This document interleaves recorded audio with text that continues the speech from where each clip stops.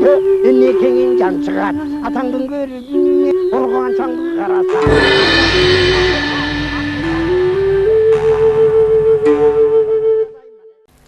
Assalamu alaikum урматтуу телекөрүүчүлөр. Кайрадан сиздердин назарыңыздарга башканы коюп Манастай теле долбоорубуздун кезектеги чыгарылышын тартуулайбыз. Бүгүн биз ушу Манас эпосундагы негизги каармандардын бири болгон Манастын казаттарында чоң ролдордун бирин ойногон чоң каарман, ошондой эле Манастын зайыбы Каныкей энебизге батасын берип, батасынын аркасы менен Семетей атабыз жарык дүйнөгө келгенин билебиз. Даңазалап жүргөн Кошой, Катагандын хан Кошою тууралуу сүйлөшөлү деп атабыз. Деги эле Манас эпосундагы чындык, тарыхый чындыктар тууралуу сөз болгондо биз ушул Кошойго келип, анан Кошойдун коргону бүгүнкү күнгө чейин сакталуу турганын айтсак болот. Бул тууралуу алгач 1857 жылдары, 57-58 жылдары Казактын, ал убакта Орустун улуу саякатчысы, окумуштуусу, Орус империясынын Чохан Валиханов жазгандыгы тууралуу билебиз. Себеби ал ошо Кашкарды көздөй кетип аткан жолдо ушу Кошойдун коргону тууралуу дагы маалыматты айтып кеткен. Андан кийинки мезгилдерде Василий Владимирович Бартальд, Николай Александрович Аристов, Бернштам сыяктуу орустун чоң окумуштуулары ошол ат башы өрөөнү жөнүндө, Кошойдун коргону тууралуу изилдөөлөрдү жүргүзгөн. Ал эми мына биз кыргыз мамлекети өз алдынча эгемендүүлүк алгандан кийин Улуттук университеттин мугалими, доценти, археолог Москалев деген окумуштуу ошол Кошой коргондо казуу иштерин жүргүзүп, бир топ студенттерди алып барып, ошол жердеги казууларда бир катар буюм тайымдарды тапкандыгы тууралуу макалаларды жазган эле. Бүгүн биз студиябызга ушул ат башы өрөөнү жөнүндө өз алдынча китеп кылып чыгарган ат башынын кулуну Шаршембай Ажыбеков мырзаны чакырып отурабыз. Шаршембай мырза акын, жазуучу, аткаруучу, Алкул Осмонов аттындагы адабий сыйлыктын лауреаты. Анан мына бүгүн момундай ат башы ачыл элек сырдуу дүйнө деген чакан китепчени жазган экен. Анан бул жерде ошол ат башыдагы бир топ баягы жаңы ачылыштар бар экен. Ошол себептен биз Шаршембай мырзаны бүгүн студиябызга чакырып отурабыз. Куш келипсиз, Шаршембай мырза. Деги эле ат башы жөнүндө алгачкы маалымат Ибн Хардатбек деген 9-кылымдагы араб саякатчысы, филологу, саякатчы болгон экен. Ошол кишинин эмгегинде кезигет. Ошондой эле 9-кылымдын аягы 10-кылымда жашаган дагы Кудама деген саякатчынын дагы эмгектеринде кездешет да. Айрым бир маалыматтарда Ибн Асирдин эмгегинде дагы ошол ат башы тууралуу жазылгандыгы айтылат. Анан эми сиздин чыгармачылыгыңызга келели, китебиңизге. Ушул китептин жаралышына эмне себеп болду? Ушундан баштасак. Бул эми биз өзүбүз кыргыз жараны болгондон кийин ар бирибиз ошо өзүбүздүн кичи мекенибизди, ошол жердин жаралышын, ошол жердин аталышын, баардык ошонун сырын билбегенибиз бул деле туура эмес го деген ой бар. Менде ушул нерселер дагы мени ушу түрткү кылып жүрчү да. Ушу бала кезден эле ушу ат башы жөнүндөгү легендаларды угуп келдик. Ат башы өрөөнү өзү уюткулуу жер. Ат башы өрөөнүндө ушу биздин улуу эпосубуздагы ушул хан Кошой, Манас бабабыз ошол жерге келип, ошол жерде хан ордосун курган ыйык жер да. Анан эми ушул жерде ушул ат башынын өзүндө ушул Кошой коргон, анан ошол жерде ушу Чеч төбө, анан ушу Манас атабыздын ушу чоролору, ошо Манас атабыз Алмамбеттин ошолордун жүргөн жери болуп ошол жерде ошо улуу биздин бабаларыбыздын аты коюлган көп жер суу наттары да бар да ошол жерде. Анан эми бул ат башы жөнүндө жазып калганымдын себеби да бул болуп калды. Мен өзүм ушу алгач газета беттерине уламыштарды берип жүрчү элем.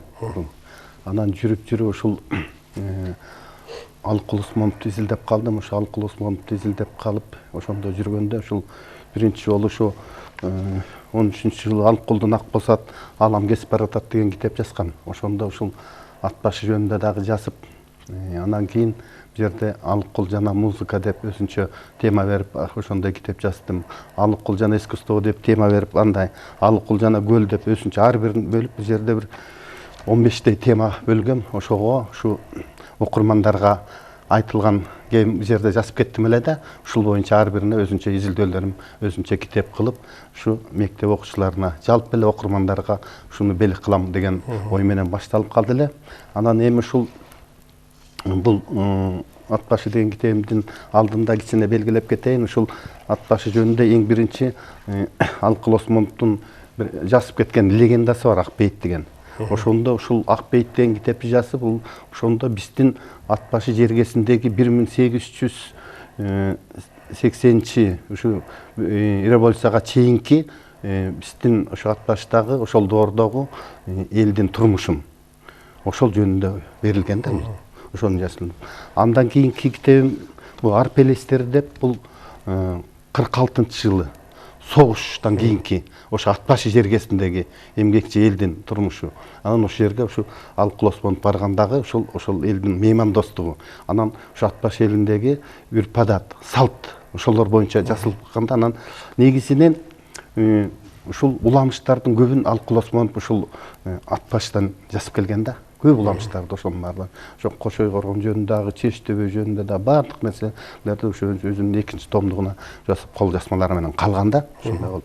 Анан бул нерселер өзүнчө болуп калды. Анан жүрүп ушул кийинки кездерде бул китебимдин да тестеп кеткенин бирден бир себеби, бизде КТРКда эми жана Улутман передачасы бар эмеспи? Ошондо Түгалбай агабыз дагы көп ушул нерсени биздин намыс, кыргыз балдардын намысына тийип атат да, жакшы ушу өзүңөрдүн туулган жериңерде жердин аталышын да билбейбиз деген сыяктуу. Ошону бир ар бир ушу жаран билсе деген нерсе болуп калды да. Мен ошондон да кызыгып ушул жок дегенде ошо ат башы жөнүндө эле ушу мурунку чогулткандарымды бир чыгарып коеюн деп жүргөм. Анан ушинтип жүрүп, анан ошону жасайын деп жүрүп, анан ушул изилдөөлөрүмдүн артында ушул Алыкулдун ушу ат башыда тиги Алыкулдун дейм да, ушу ат башыда мурунку санжырачылардан бир 3 жыл мурун барып дагы ушул ат башы жеринде мисалы Кошой абабыздан кийинки баатыр Ажыбек баатыр жөнүндө дагы чоң китеп жазылган. Ошол ат башы өрөөнүндөгү көп окуялар ошого камтылган. Андан кийин ушу дагы майда китептер бар. Анан бул азык уруу боюнча дагы абдан Калкан агабыз абдан жакшы жазган ат баштагы окуяларды. Кийинки бул чек ара талашына чейинкини бүт камтып жазган да киши дагы. Анан мен ушу бир 3 жыл мурун барып, ошол жерде негизи бизде монголдор уруусу, черик уруусу, анан сарбагыш деп коюш 3 уруунун ошо кийинки доордогу ошо бир неметип калган окуяларды бул санжырачылардан чогулттум эле. Ошо 3 уруу жөнүндө жасайын депчи. Башырындагы мына өзүнчө кылып туруп, элдин ынтымагы, эл негизи биз эми Совет доорунда жашап калбадык го. Элдин ынтымагын көрүп калдык. Кандай жакшы жашачу эле элдин баары, бирин-бири бөлүшпөй, бирин-бири дегенде ошол нерселерди анын үстүнө кээ бир эмгек каармандарын биз көрүп угуп калдык да.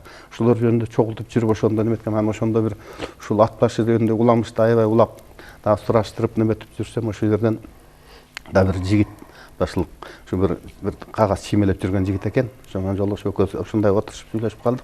Сөзсөк ал айтып калдым. Ушул жерде мен билем, мен чоң атам айткан, ат башынын ичинде аттын башы бар деп. Мен уккам деп калдым. Эми кайдам айтчы, адам экөөлөп. Жолу сенин атыңа эле мен жасайын айтчы, берчи. Эми жаса элек болсоң деп небесем, тиги тоон биздин ушул ат башынын бул тескей жагындагы ат башы кырка тоолорунун үстү ушу баш кайыңдын башына чейин кайың камандыдан бери Токой каптап турат. Ошону көргөздө бул аттын жалы деди. Анан башы ушу ат башынын ичинде жатат, байке тияк буяк деп экөөбүз көпкө отуруп тиги маектештик, бирок толук түшүндүрө албады да. Анан бул нерседе анан буга чейин дагы ушу карталардан деле ошол сөзсүзлөнбөсү эле ушу картадан балким көрүнөр деп картадан да караштырып дегенде эч неме таба албай жүрдүм ушундан. Анан ушул кызыгуудан жүрүп баягы издесең табасың деген нерсе болуп калды окшойт. Ушул нерсени ушул космостон тартылган биздин спутниктен жердин картасы да. Ошого кызыгуу болуп калды дейм, балким ошол жерден деп. Анан ошондон ошону карап отуруп ушул өз көзүмө да ишенген жокмун, калппы жалганбы же мындай нерсе көзүмө көрүнүп атабы деген сыяктуу болуп, анан ушул жерде ушу ат башы районунда ушу аттын башынын ушу ондай көрүнгөнүн көрүп ушунчалык таң калыш болду да. Анан бул нерсени деле көргөндөн кийин азыр баары эле биз эми тирүү адам заты болгондон кийин баарыбыз эле мындай нерседен мындай бир кандайдыр алам күчү же башка күчтөр ар нерседен биз өзү негизи бүгүнкү күндө мынакей 21-кылымда бизде мүмкүнчүлүк бар. Спутник Американын, башка Япониянын, Кытайдын, Россиянын спутниктери биздин үстүбүздө учуп жүрөт да. Анан ошолор аркылуу ошолор тарткан жана Google'дун картасы аркылуу бүгүн биз өзүбүздүн жерибизде ар бир айылдагы ар бир бакты, ар бир бадалды көрсөк болот да. Анан байыркы мезгилдерде биздин аталарыбыз ошол тоо арасындагы аттын башын кантип көрдү экен деген ой келет. Сиздин бул китебиңизди барактап отуруп ошол аттын башын көргөндөн бул эми өтө эле чоң да. Анан мен өзүм дагы ошол Кошой коргондо, ат башыда болгондо Чештөбөгө барып, ошонун эле айланасында экен. Анан мындай жерден көрүнбөйт экен да. Чештөбөнүн үстүнөн дагы карап көрдүм, көрүнбөйт экен.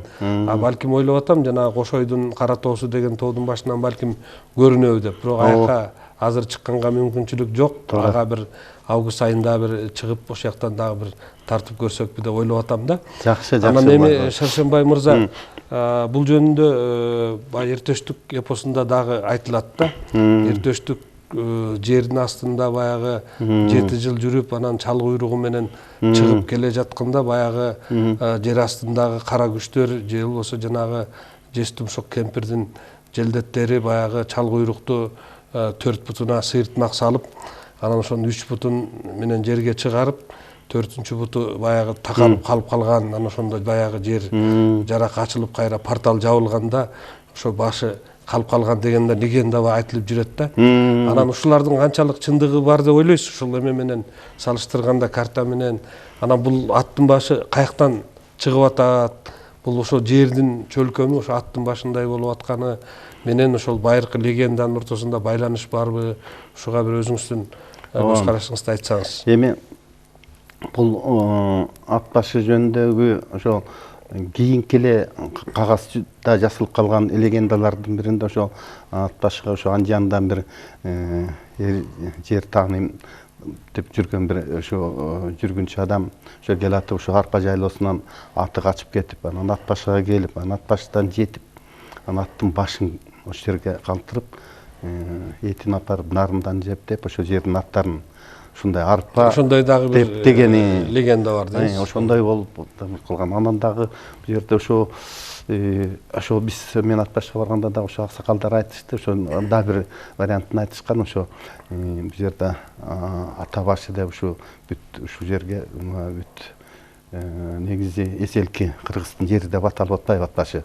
Ушул жерге чогулчу эле дейт да, чогулуп ошондон калган ата башы деп. Ата башы деген. Эми ушуга бир эме катары, ушуга бир жүйө катары мунугу Кытай Эл Республикасында Кызыл Сууда жашаган Кызыл Суу кыргыз басмасынан чыккан китеп Кыргыз эл санжырасы деген Төлөк Төрөкан деген санжырачы аксакалдын китеби да. Бул бүгүнкү күндө Төлөк аксакал 86 жашта.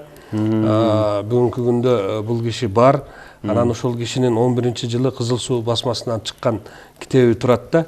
Анан ушул китепте Ороздунун баяны деген бөлүгүндө айтып атылат. Бул Орозду хан дүйнөдөн 60 жылдан ашуун хан болуп, дүйнөдөн 97 жашында өттү дейт. Анан Орозду хан өлгөндө Ороздунун баягы Манас эпосунда дагы Ороздунун 10 уулу жөнүндө Ороздунун 8 уулу деп бир варианттарда айтылып жүрөт да. Бирок кандай болгон күндө дагы Орозду хан өлгөндөн кийин, Каган өлгөндөн кийин баягы хандыкты убактылуу баягы хан шайлаганга чейин деп туруп Катагандын хан кошоюна Кошойдөө деген ошол убакта аты бар экен. Ошол Кошойго өткөзүлүп берилгендиги тууралуу айтылып атат бул жерде. Анан Ороздунун 10 баласы атасына аш бербей 2 жыл өтүп кеткен экен. Анан ошол мезгилде Кошой баягы журттун башына туруп, Ак балта Кошойго кеңешчи болуп, Ак балта Ороздунун эң улуу уулу экен, байбичесинен туулган. Анан ошол Ак балта кеңешчи болуп, калган уулдары баягы кара курсагынын өзүнүн баягы оюн зооктон колдору бошобой атасынын ашын деле ойлобой калгандыгы тууралуу айтылат да бул жерде. Анан ошол себептен дагы Кошойду баягы Кошойдун турган жерин баягы журт башы деп, анан Кошой ошол баягы ата башы деп калган дагы ошол себептен экендигин мына Төлөк Төрөкандын санжырасында айтылып атат да. Анан бул жерде баягы кыргыздын Орозду Каган өлгөндөн кийин кыргыздар баягы аш өтүп, ашта баягы хандыкты кандай кылып шайлайбыз деген кеңеш жүрөт да. Кеңеш ашта ошондо чечилген экен. Ороздунун 10 баласы Кыз Сайкал деген сулуу эжебиз болгон экен. Ошо сулуу кызды 16 жашта 72 өнөрдүн ээси болгон экен да. Ошол өнөрдүн ичинде баягы найза саюу, кылыч чабуу, жаатуу жагынан алдына адам чыкпаган өзү ушундай чебер кыз болгон экен. Анан ушундай сулуулугуна суктанышып, Ороздунун 10 баласы мен алам деп баягы талашып калган экен да. Атасынын ашы эстен чыгып эле. Анан ошол мезгилде Бакай деле өзү жаш эле адам жигит экен, бирок акылман экен да. Анан Бакай аксакалдардын алдына сунуш айтып, ай келгиле бул жерде бир кыйык атуу дегенди өткөзөлү дейт да. Анан кыйык атуу эмне дегенде бул жамбатуунун татаалдашкан түрү дейт экен да. 168 кес дейт. Жыгач такта даярдашат экен. Эми кес дегенибиз бул чыканак да. Эгерде баягы эмеде жүрөт тиги энциклопедияда кести 1 метр 4 сантиметр деп жүрөт да. Бирок менимче бул 50 сантиметр же 40 сантиметр болсо керек да.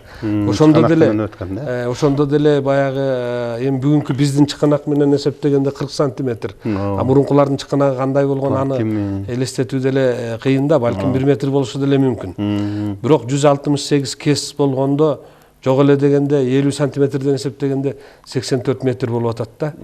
Анан ошондой баягы шест жасап, устун жасап туруп тактайдан орнотуп, ошонун башына жамбын илип, муну кыйык деп аташкан экен. Анан кыйык атуунун байгесине 100 жамбы дейт.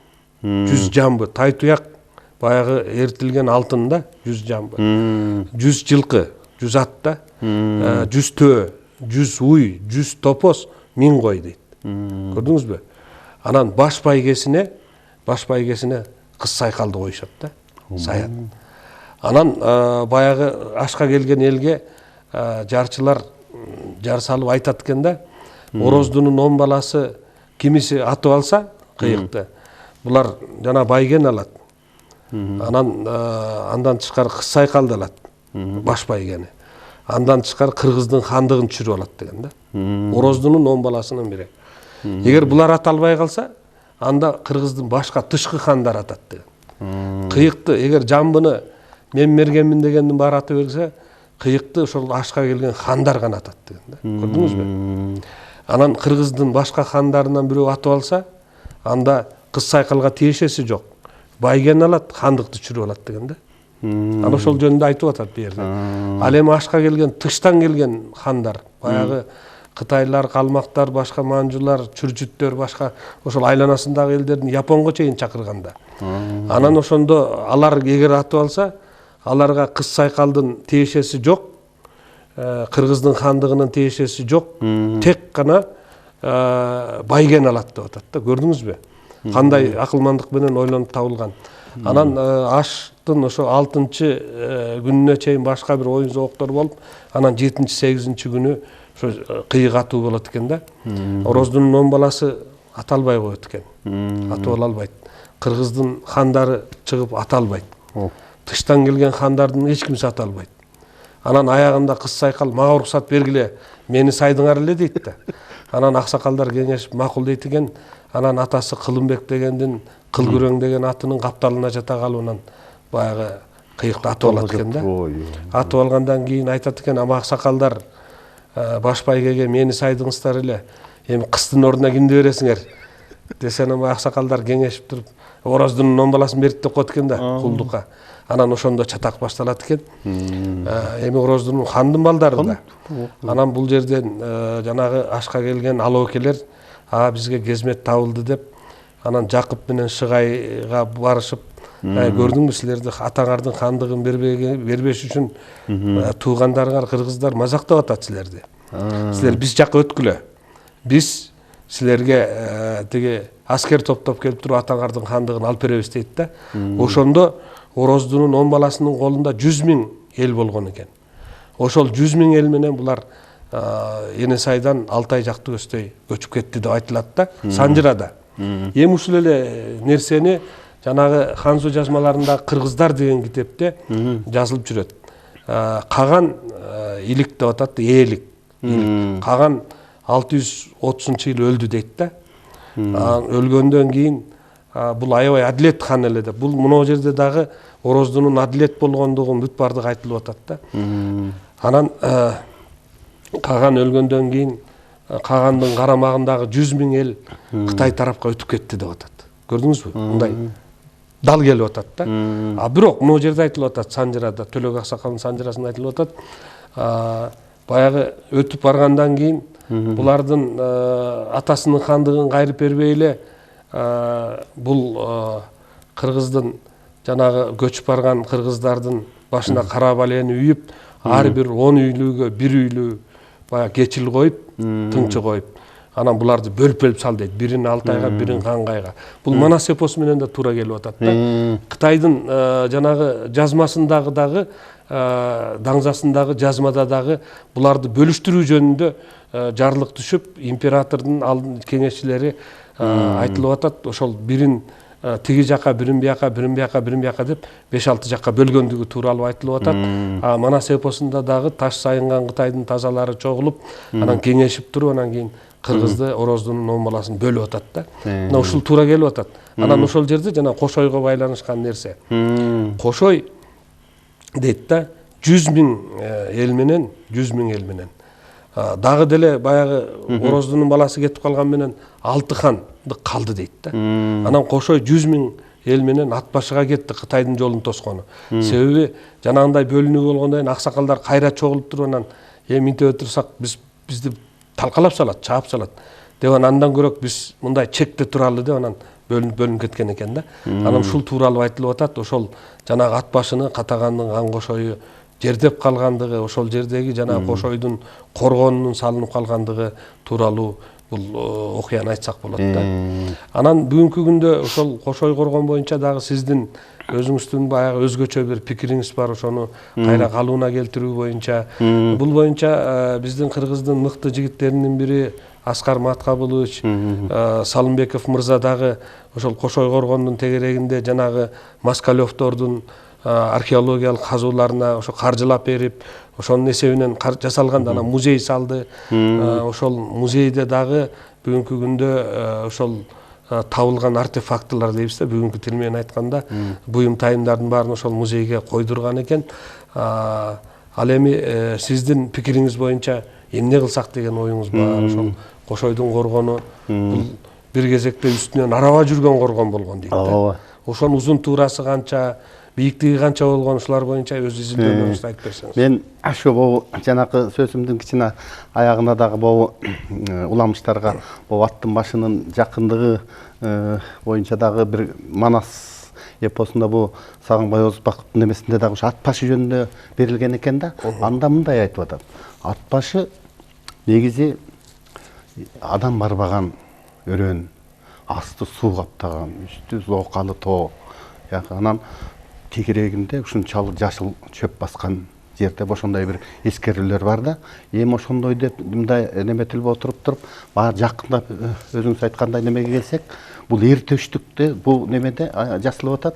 Бейжиңге барганда бул Манас тияктан кеткенде бияктан Кошой менен эр төштүктүн барганы да тиги эпосту көрүнүп атат да. Кабылан эл арасында неме келгенин, тиги караан келгенин. Кошойдун анан жанакы Элемандын эр төштүк деп көргөзүлүп атат да. Ошол жактагы жакындап келип, аттын башынын чоңдугу, балким чын эле чал куйруктун башына жакынбы деген сыяктуу болуп атам да. Анан ошол чал куйруктун башы болсо да, ошо баштын үстүндө болуп атат да, жанакы неме.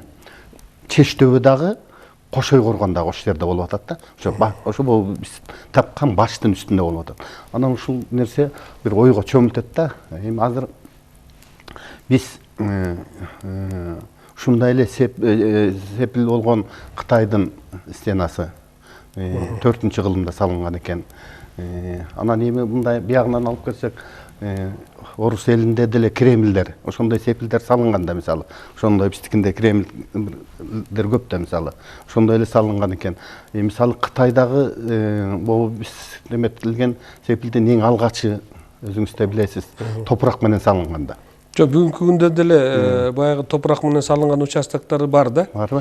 Себеби бул Кытай улуу Кытай сепилин бул бир эле кылымда салып койгон эмес да. Бул тетиги биздин доорго чейинки мезгилдердеги Чин Шихуанди деген император. Бул баягы бизде тарыхта Моде Шанүй деп жүрбөйбүзбү? Өгүз хан, Уус хан.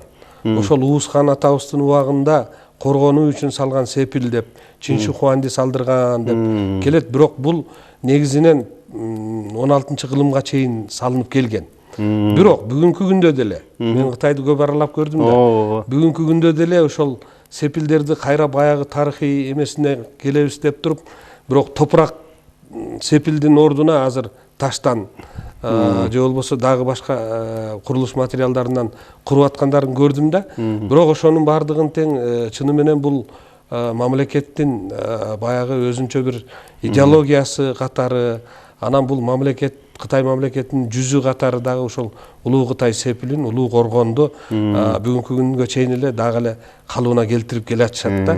Ал эми бизде тиги жерде ошол Кошойдун коргонундагы кандай кылып калыбына келтириш керек, ушул боюнча да өзүңүздүн пикириңизди айтсаңыз. Мен ошол боюнча ой келип, анан ушул биз ушул азыркы муундардын ушу мен милдети го деп ойлойм да.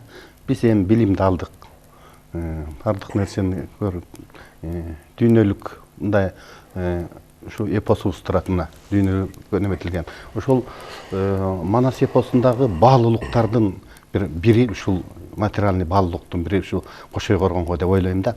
Эми ушул Кошой коргонду ушу бүгүнкү күндө биз ошонубуз менен биз тарыхты, Манастын ушу немесин, эпостун чындыгын ошого менен жакындатабыз деген ой келет да. Анан ошон үчүн ошол Кошой коргон өзү негизи топурак менен салынган экен. Эми бул 7-кылымдарга туш келип атпайбы? Ошондон бери 7-кылым болгондо ошондо бир 13 кылым туруп атат бул. 13 кылым толуп. Бирок бүгүнкү күндөгү абалын өзүңүз көрүп келдиңиз да. Билесиз көптөр бар. Бүгүн ошо жоголуп баратат. Мындан бир 50-нчи жылдын немелеринде, бир 60-нчы жылдын иштеринде мен баргам. Ошондо барып, ошонун үстүнө чыгып ойнодук элек. Ошондо өзүңүз айткандай үстүнөн араба эмес машина жүргүдөй чоң, бийик эле андан. Тосулуп мындай коргон өзү мындай көрүнүп турчу коргондой болуп. Азыр коргондун көп жак кээ бир капталдары кулап түшүп калган да. Анан эми бул сепилге эмне үчүн ошол жака болуп кеткеним ошону сүйлөгөн. Кытай деле ошо өзүнүн 9000 километр болгон сепилин мына бүгүнкү күнгө чейин реконструкция орусча айтсак кылып атат, тиги болуп атат, оңдоштуруп, бирок өзү Кытайдын маданиятын дүңгүрөтүп атпайбы дүйнөгө. Ошо менен көрүнүп атабыз. Сепилдин бүгүнкү күндө аларга кереги деле жок да, мындап келгенде алар кимден коргонмок эле. бүгүн ушу Сейпилдин өзүн көргөзүп атпайбы, тарыхый нерсе объекти катары. Эми биздин деле ушул Кошой коргонду ошондой кылып бир ордуна койсок, мисалы ат башы жергесинде таш көп. Ушу таш менен көтөрсөк, ошонун ордун койсок, ошол Кошой коргонун өзү негизи 2 бөлүктөн турган экен. Мен мындай окуган, изилдеген боюнча 2 бөлүктөн туруп, бир жагында ошол Кошойдун ордосу болгон хандын ставкасы. Ставкасы ошол жакта. Жана экинчи жагында ошо жанакы армиясы. Анан жанакындай неме адам букаралар ошолор ошондой жашашкан, 2 бөлүктөн турган деп мындай эметилет да. Анан эми азыркы күндө биз ошол Кошой коргондун өзүн топурак менен калган жерин калтырып элечи. Андан бир 10 метрден ашык чыгып туруп эле таш менен салып, а жерди ошо боюнча колдонбой сактап коюп, анын жанына дабирди салып туруп, жакшы ордо кылып, ушу Манас Кошой ордосу кылып, ушу эпосту ошол жерден даңа салсак деген ой бар да. Ошентсек биздин балким эми биздин эмне акыркы мына 25 жылдан бери деле биз эгемендүүлүк алдык деген менен кандайдыр жылыштар анча сезилбей атпайбы.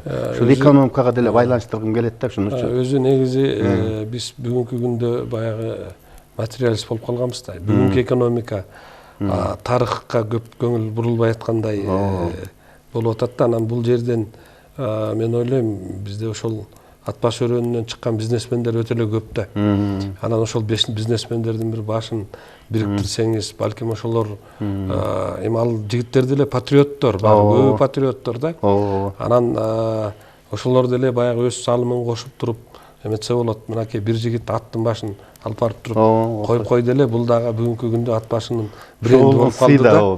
Бренди болуп калды. Анан ат башыга баргандардын баары ошол жерден сүрөткө түшөт экен, үйлөнгөндөр барып сүрөткө түшөт экен. Бул дагы баягы өзүнчө бир улуттук бир бренд катары болуп калды да.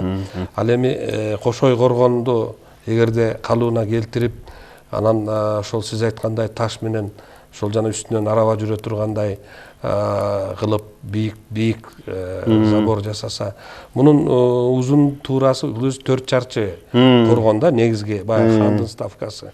245-250 ошондой метр эмеде. Анан мында баягы илимпоздордун изилдөөлөрү боюнча 60 мунара болгон деп айтат да. Бирок 60 мунара дегенди мен жанагы ар бир эмесин ушун мунара деп эле эсептеп койсо керек. Эми анча мунаранын деле кереги жок го деп ойлойм да.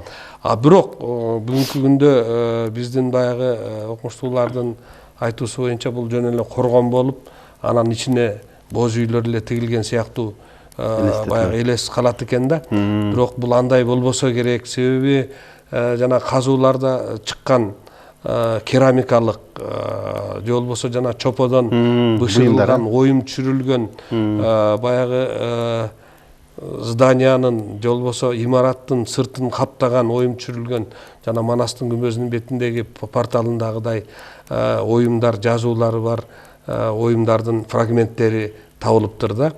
Анан эми дагы казууларды жүргүзсө дагы чыгышы мүмкүн да. Анан мен ойлойм ошол коргондун ичинде бир имараттар болсо керек. Болбосо бул эми шаарча деп атпайбы ошол жер? Мурунку шаар бол деп. Анан хандын ставкасы деп тегерегинин баарын заңгыраган, араба үстүнөн араба жүрө турган дубалды куруп турган, ортосуна боз үй тигип алып жашаш менимче туура маселе болуп калыш. Андай болгону иррациональный эле нерсе деп ойлойм да.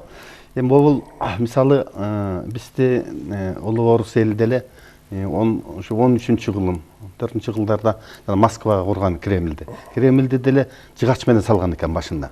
Жыгач менен салып, андан кийин жүрүп жана таш менен неме кылып, анан ушуна ошондон бери 13-14-жылдан бери келатат мына. Бирок ушу Кремльдин бир ушундай немеси дагы ушул деги айтылат да, орус элине ошо жардам берип атат депчи. Ошо Кремльди сактап, ошонун бир сыры эмгичекте табылбайт да.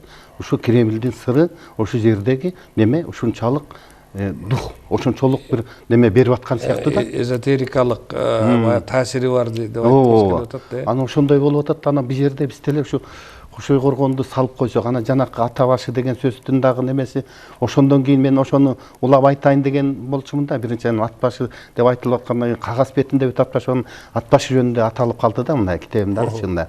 Анан эми ата башы деген эгер ошондой болуп калсак, биз ошол жерден ушу эми эл башчыларды андай мындай бир жылына бир кандайдыр бир көчмөндөр тоюнда ошондой чогулуп оштерден бир кеңеш кылып турса, жети дубандан дегендей бир өзү негизи мынау чеш дөбө деп аталган дөбө ошол эмне үчүн чеш деп атат? Бул маселе чече турган дөбө. Ошондой эле нерсе деп. Анан бул жерде жанагы айтымдарга караганда, Манас эпосундагы айтымдарга караганда дагы кадимки Алмамбет баатырдын сөөгүн Сарала деген Алмамбеттин аты жүктөп тиги чоң казаттан алып келип анан чеш дөбөгө коюлуп атат да. Аманат деп ат менен алып келип атат да, атына жүктөпчү. Андан тышкары кийин Ажыбайдын да сөөгү ошол жерге коюлгандыгы айтылып атат. Анан ушул ыйык мазар катары болуп атат да. Анан бул жагы дагы мындай алганда бүгүнкү күндө кошойсуз Манасты элестетүү дагы мүмкүн эмес да. Бакайсыз, кошойсуз, ак балтасыз, көкөтөйсүз элестетүү мүмкүн эмес. Анан ошол себептен биз бүгүн баягы Манасты изилдеген изилдөөчүлөрүбүз ушул жагына дагы көңүл буруп, ушул кошойдун жашаган доору кайсыл доор деп алсак, бунун баягы коргон бүгүнкү күнгө чейин калдыгы турган менен коргондун эң гүлдөгөн мезгили катары 6-чы, 7-чи, 9-чу кылым, анан 12-чи кылым деп айтып атышат да. Себеби ал жерде негизинен табылган артефакттар ошо 7-чи, 8-чи кылымдын артефакттары. Тан империясынын убагындагы буюм тайындар, Тан империясына караштуу тиешелүү тыйындардын табылгандыгы дагы кызык болуп атат да. Анан ошол эле мезгилде жанагы Ибн Хардатбектин же болбосо Кудама Ибн Жафардын бул эмгектеринен, Ибн Асирдин эмгектеринде ошол атбашы деп айтылган чөлкөнүн ошол шаарча жөнүндө айтып атышса, ошол шаарча кайда болду дегенде ал Кошой коргон экени ачык эле көрүнүп турат да. Анан Кошой менен байланыштуу дагы окуялар бул негизинен Манас эпосунда Кошойдун алгачкы эрдиктери катары бул ошол Тан империясынын вассалдары болгон Тибет менен жана Кармыш шаарлар менен болгон салгылаштары, согуштары айтылат да. Ал жерде жанагы Айкожонун уулу деп бир вариантта уулу деп жүрөт, бир вариантта кызы деп Билерикти бошотом деп барып, анан ошол жерден жана Жарманасты бошотуп келгендиги, ошо Тибеттин зындандарынан бошотуп келгендиги тууралуу айтылат да. Анан ушул жагынан алганда, экинчи жагынан ат башы жергеси бүгүнкү күндөгү баягы Кытай менен дагы чек аралаш болуп атпайбы? Тору ашуусунан дагы болуп атат. Улуу жибек жолу болуп атат. Бирок бир мезгилде баягы Манас атанын убагында азыркы турган Кашкар, Хотен бул жерлердин баары эле кыргыздын жери болгон да бир мезгилде. Анан кийин баягы биздин баягы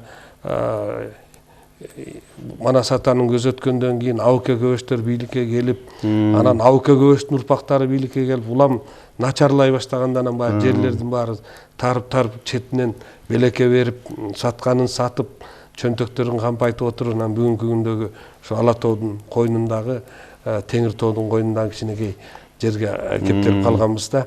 Анан эми чыны менен могул сиздин табылганыңыз ошол Google картасынан киргенде аттын башы табылып аткандыгы бул кызык болуп атат да, чыны мененчи.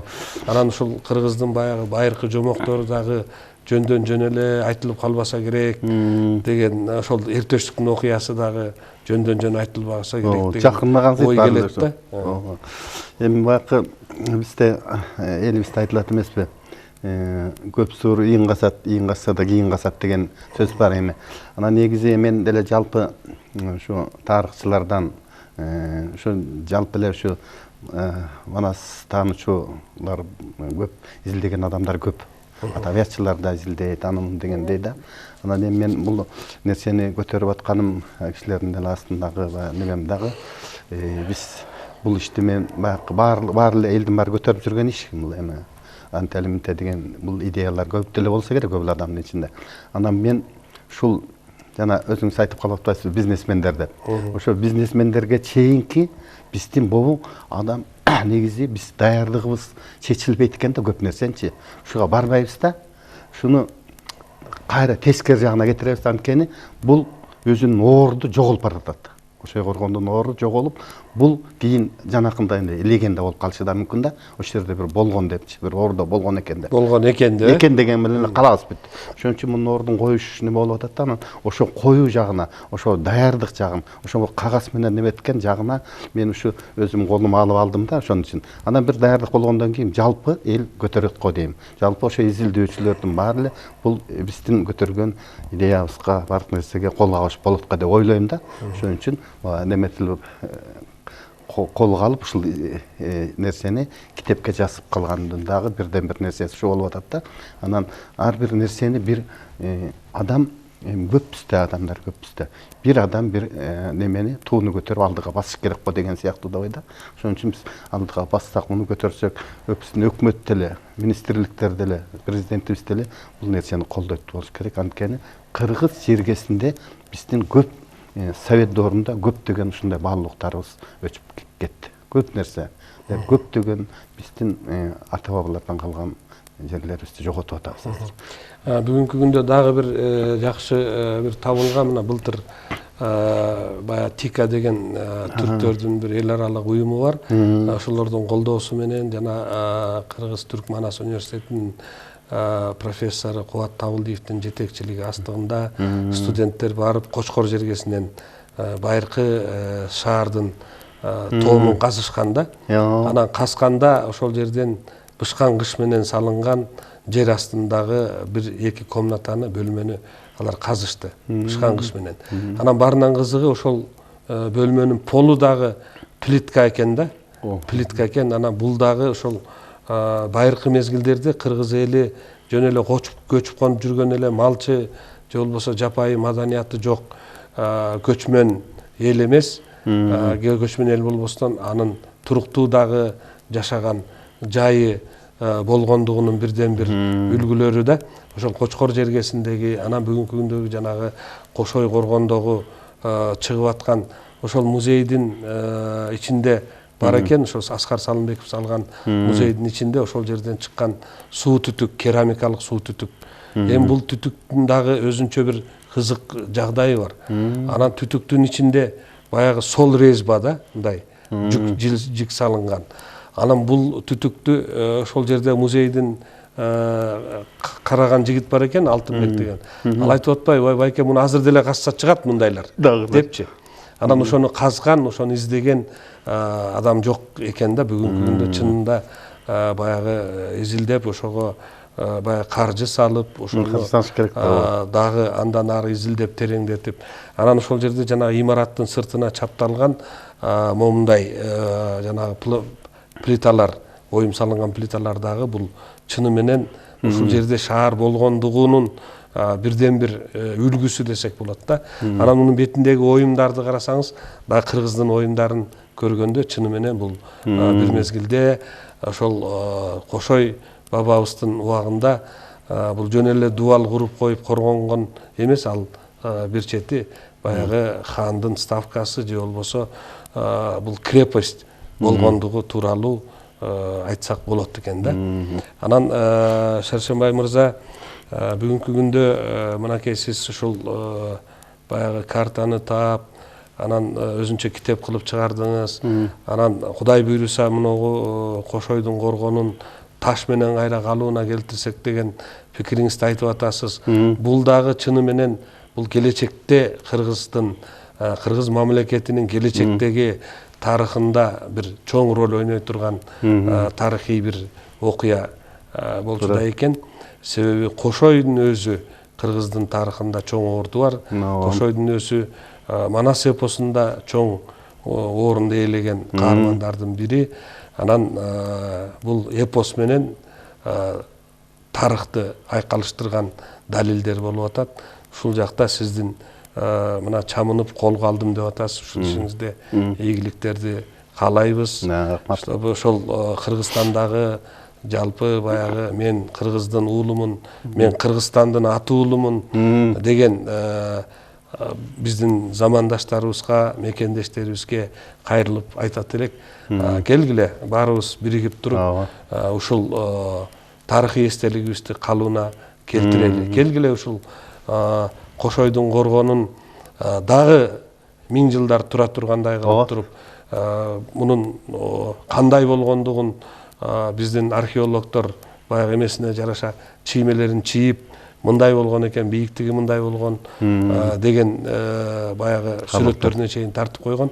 Ошондой кылып туруп калыбына келтирип койсок, бул дагы дүйнө жүзүндөгү башка элдер Кыргызстанга келип көрө турган Таш-Рабат менен кошо Кошойдун коргонундагы ошо таштан тургузуп койсо, бул жакшы нерсе болчу да экен. Биз сөзүңүзгө бир бул жерди кошуп кетейинби ушуну эсимде турганда.